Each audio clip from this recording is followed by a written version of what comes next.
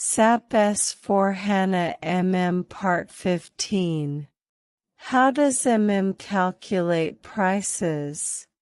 Establishing the costs that are specified in the order paperwork may be done with the help of the pricing method that is contained inside the module.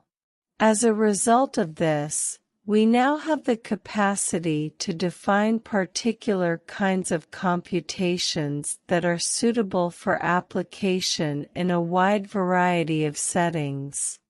A pricing procedure is utilized by whenever the company is writing up a purchase order or a request for a quotation.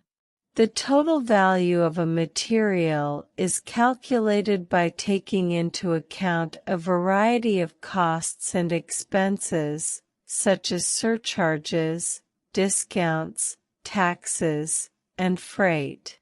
How do I go about changing the valuation class in SAP MM?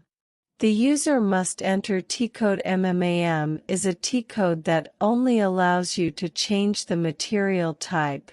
You are unable to alter the valuation class.